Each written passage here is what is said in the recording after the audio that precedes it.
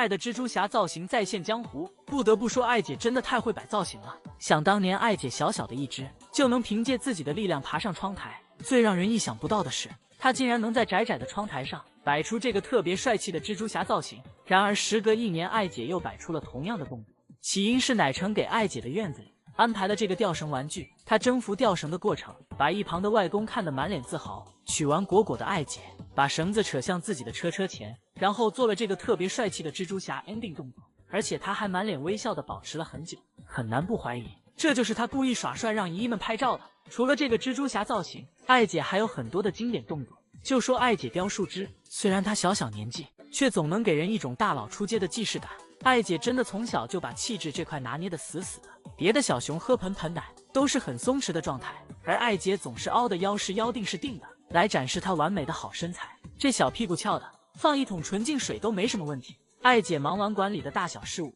躺在大宝座上惬意的样子，有种退休大爷的松弛感。不过爱姐并不是在翘二郎腿，而是把手搭在腿上，然后沉浸式舔手。爱姐还 cos 过功夫熊猫，看这造型和阿宝可以说是一模一样了吧。果然是艺术都是源于生活。而二顺一家之所以被称为豆沙家族，也跟爱姐凶神恶煞的表情有关。这一家子趴在栏杆上，歪着嘴呲着牙，就给人一种惹不起的感觉。而别的小熊被抱起时，一脸的天真无邪，满满的都是松弛感。而爱姐被抱起时，抄着手，一脸的凶神恶煞，像是在说看什么看，等我出去给你们斗杀了。而爱姐特别喜欢坐在这个树杈上，把手搭在旁边的木桩上，有种唯我独尊霸气侧漏的感觉。但是爱姐的表情也是可以随时切换的，想萌翻大家也是分分钟的事儿。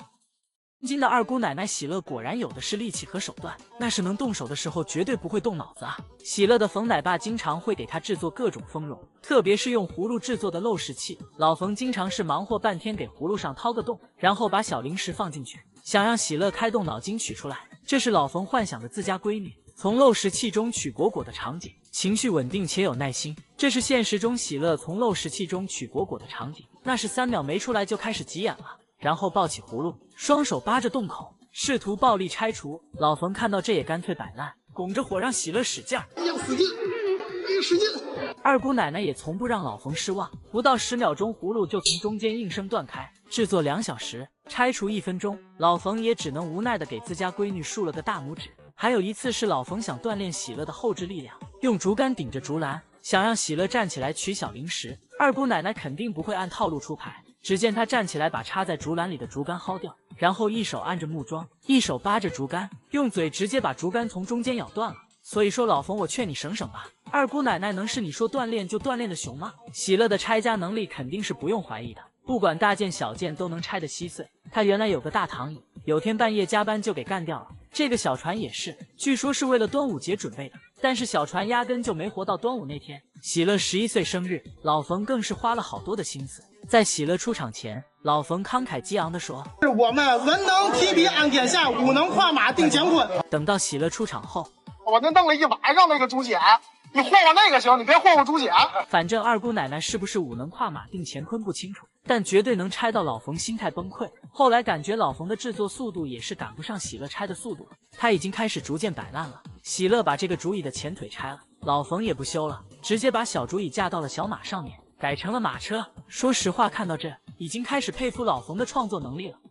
会有其三妹这么可爱的小熊啊。这天他越狱被墩墩外公抓包了，被外公抱起时，自己还不好意思的捂住了眼睛。这小模样真的是萌化了，也难怪姨姨们会见一个爱一个。他们在路都走不稳的年纪，就会撒娇卖萌拿捏人心了。别说是网友们被他萌翻了，就连每天照顾他的墩墩外公都被他可爱到情不自禁嘴角上扬。自从有了其三妹，墩墩脸上的微笑就没消失过，看他自豪的模样，就像是其三妹是他亲生的一样。毕竟墩墩现在是全网都在羡慕的男人，而且其三妹给人的感觉，打眼一看就是软萌可爱的小女生，蓬蓬脸水滴眼，就连小脑袋都是爱心的形状。即便是她趴在毯子上睡觉，只能看到她的背影，一股一股的小肚子也能让人变得柔软。这种治愈的感觉真的直击心灵。小小年纪的其三妹还会和大家玩起躲猫猫，这犹抱琵琶半遮面的感觉也是被她拿捏了。因为现场的游客看到其三妹，通通秒变夹子音，所以就连她自己也很好奇自己的美貌，孤勇着爬到了玻璃围墙前，想亲眼看看自己的盛世美颜。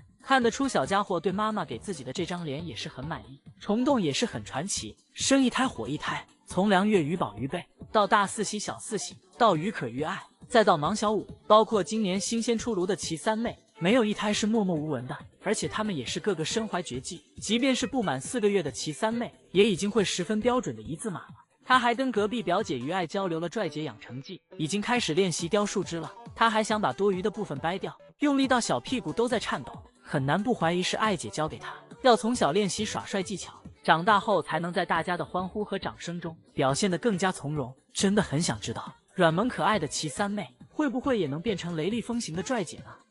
瑞宝真不愧是艾女士的头号小迷妹，这么小就有保护妈妈的意识了。平时瑞宝和辉宝打闹大家都是知道的，一般都是辉宝占上风，即便是辉宝把她按在树上，跳起来踢她膝盖，甚至是被辉宝连扇11个耳光，瑞宝都不怎么还手。但是如果是辉宝在她面前打妈妈，瑞宝就会武力全开暴揍小灰灰。这天辉宝又在费妈咬艾女士背上的毛，瑞宝看到后非常生气，跳上去就咬住辉宝的耳朵，然后和妹妹扭打在一起。可以看得出瑞宝真的有在保护妈妈。还有一次是艾女士想上木架，结果被辉宝这个小坏蛋连扇2个巴掌阻止了。瑞宝看到后二话不说直接冲上木架就是干，咬住辉宝的头套就往下面拽，即便是自己狠狠地摔了一跤，也要教训一下小灰灰。艾宝看在眼里，应该也很欣慰，毕竟3个孩子也就瑞宝不那么淘气。要知道平时都是小灰灰欺负瑞宝更多一点，宋3岁还曾因为瑞宝不会还手，抱着瑞宝教他打辉宝。这么看来平时瑞宝还是有让着妹妹的，但是妈妈是他的底线，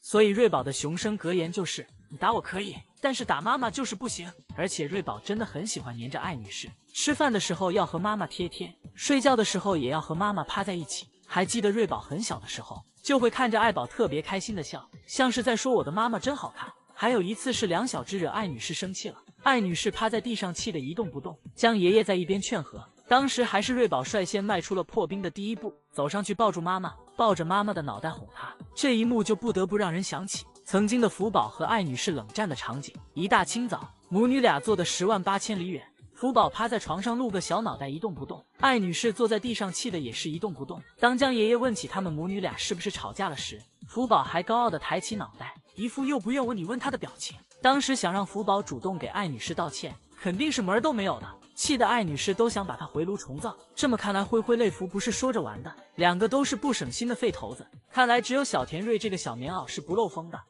女士和小五这对母子真的太有意思了。小五前几天因为大树被包住有些失落，所以经常会爬到保护礁的位置去看，然后没过几天奶成就给小五安排了新树。芒女士见状也模仿儿子爬到保护礁的位置去许愿，天灵灵地灵灵，奶成也给我安排个玩具行不行？毕竟莽家大院只要上新玩具都得是小五的母上大人先玩，大飞机是，大跑车是，小粉猪也是，就连不适合他尺寸的红色吊床也是。即便是很明显这个玩具不太适合他，他也要硬玩，正着爬不上去就挂倒档，结果倒档也失败了，还把自己气得原地兔子跳。而且他自己玩不了也不让小五玩，一巴掌就给小五掀翻在地，就算爬不上去，趴在上面也是好的。还有这个玩偶兔子，这娘俩也是抢得厉害，看他俩感觉都快抢急眼了，又是薅头发又是挠脸的，感觉莽妞妞自从生了小五之后，状态上至少能年轻5岁，一点妈味儿都没有，有种越活越年轻的感觉。小五也是遗传了莽女士的搞笑基因，她看到院子里的小鸟准备去抓，长安5少的加速模式也是很特别，把一只脚抬得高高的，然后预备被加速，最后还是扑了个空。对于小五来说结果并不重要，关键是动作要帅，毕竟他是一只连放屁都要他腰撅定的小熊，小小年纪就能轻松拿捏纨绔子弟的气质，真的太喜欢这对活宝母子了。